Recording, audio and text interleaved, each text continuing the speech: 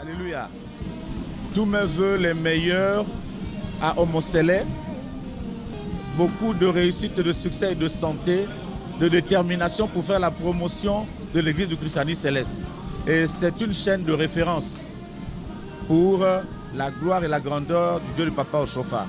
Et je remercie ces journalistes dynamiques qui ont aussi fait le déplacement et que Dieu bénisse leurs responsables et que ça devienne une grande institution audiovisuelle au nom du Seigneur Jésus-Christ. Ben, les vœux, il n'y a que les meilleurs vœux de santé, de prospérité et surtout d'humilité et de servir Dieu. Parce que les 38 ans après le fondateur nous projettent dans une autre dimension spirituelle. Il faut qu'on s'accroche aux œuvres de Dieu pour que nous vivons la grâce de l'ouli. On dit, œuvrons pour la sanctification de l'âme, pour que le Seigneur demeure en nous. On n'a pas dit commandons pour la sanctification, on a dit œuvrons pour la sanctification de l'âme. Et il y a plein de malades sur les paroisses, il y a plein de grades spirituels. Mais tous ces grades-là pouvaient guérir les malades. Et pourquoi les gens souffrent sur les paroisses? Pourquoi il y a autant de personnes pauvres sur les paroisses avec ce nombre d'onctions sur les paroisses? Ce n'est pas normal. Parce que le grade devrait correspondre à l'élévation spirituelle qu'on a. Et si on a l'élévation spirituelle, on peut résoudre tous les problèmes. Mais pourquoi les gens continuent à avoir des problèmes sur les paroisses? Pourquoi il y a tant de malades? Pourquoi il y a tant de misère avec ces grands grades?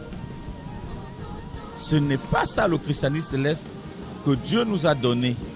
Quand tu reçois l'onction dans les normes, toute prière que tu fais, Dieu se manifeste comme il s'est manifesté avec Papa au chauffard.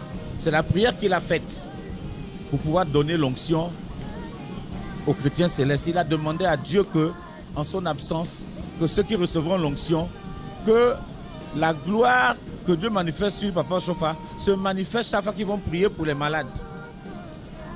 Donc en fait, prendre l'onction, c'est devenir un petit au chauffard.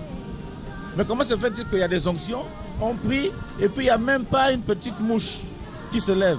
Et les malades, les gens se plaignent des mêmes maladies. La stérilité, c'est un problème. Ben, l'humilité, c'est d'abord reconnaître qu'on s'est trompé et que nous sommes d'abord pécheurs. Et de ne pas être virulent lorsque l'autre a péché. C'est de se faire petit pour que Dieu nous élève.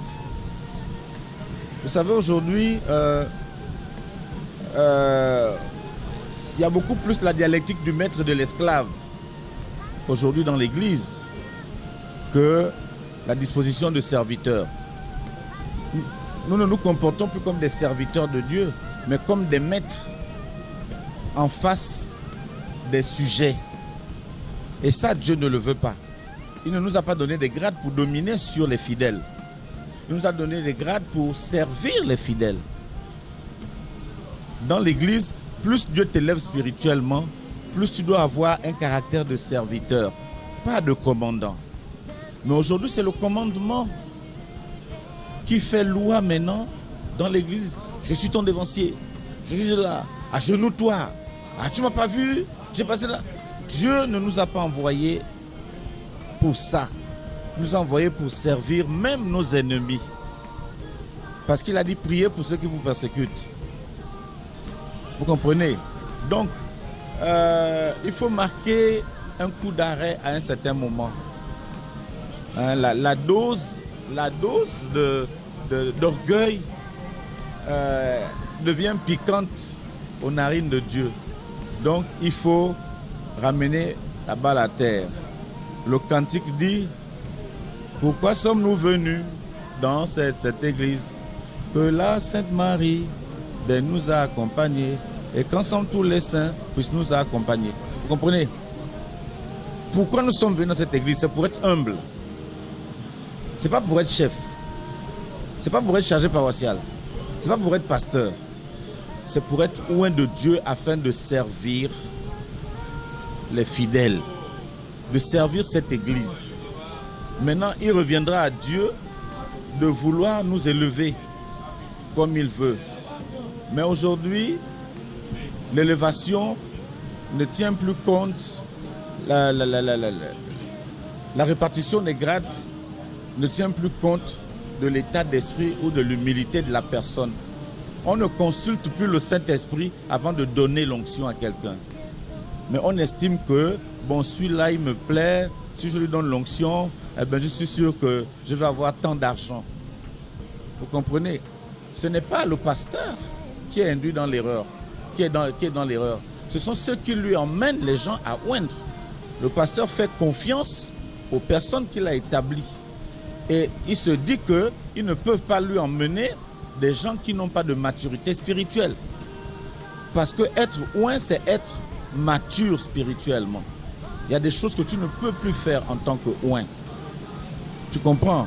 Mais alors, si la personne est vraiment légère et vous l'amenez devant le pasteur n'est pas là pour venir encore chercher à savoir, voilà, sauf sous manifestation du Saint-Esprit. Parce qu'il arrivait au temps du prophète Oshofa où on lui amène du monde et puis en donnant l'onction, il saute les têtes. Vous comprenez? Et quand il a fini de donner l'onction, il lève les mains pour dire « Ah papa, moi je n'ai pas reçu lui. » Le prophète dit « Mon Dieu ne m'a pas dit de te oindre. » C'est fini, c'est fini. Vous comprenez? Et ça choquait les gens. Mais comment ces personnes venaient de loin? Le prophète ne revenait jamais pour oindre la personne. Quand il a terminé de oindre. Si sa main t'a sauté, tu reviens la prochaine fois. Mais là, il ne va plus te donner l'onction. Ça, c'est des événements, des choses que nous avons vécues. Et il y en a qui ont forcé. Et ils sont morts prématurément. J'en connais. Vous comprenez? Parce que pour beaucoup, parfois, ce n'est pas le temps. Et si Dieu... Beaucoup, parfois, c'est lorsque tu vas recevoir ton onction que Dieu va te rappeler. Afin que tu ne retombes plus dans le péché. Mais ce n'est pas compris.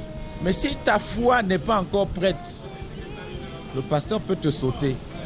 Donc tu vas encore vivre pour que ta foi mûrisse afin d'accepter l'appel de Dieu. Vous comprenez? Donc l'onction a tous les sens. Ça peut être ton dernier instant de vie sur la terre, mais tu meurs sanctifié. Mais ça, ce n'est pas facile à accepter. Vous comprenez? Voilà, nous voyons en l'onction seulement, bon, la puissance, non. Mais ça peut t'accorder la longévité, comme ça peut mettre un terme à ta vie pour que tu ne pêches plus. Tu comprends? Mais les humains vont voir, sûrement il a péché, sûrement il y a l'esprit malin, sûrement le pasteur n'est pas puissant. Non. C'est une affaire entre Dieu et toi. Et la préparation spirituelle que tu as faite avant de venir prendre l'onction. Vous comprenez? Ce n'est plus une affaire du pasteur. Lui fait le geste que Dieu lui a commandé d'administrer l'onction. Ce que cela va formuler en toi te regarde avec Dieu et le Christ. T'es-tu bien préparé? As-tu consulté Dieu avant de venir? Tu comprends? Voilà, maintenant les effets de l'onction, vous allez gérer ça vous-même. Voilà, parce qu'on fait face aux épreuves et aux tentations. Au sortir de l'onction, comme au sortir du baptême, il y a l'école des épreuves et l'école des tentations, comme ce fut pour le Christ. Maintenant, à toi de manager ça selon ta préparation. Il faut qu'on revienne vers l'humilité et qu'on œuvre comme cela a été donné à l'Église. C'est aussi simple que bonjour.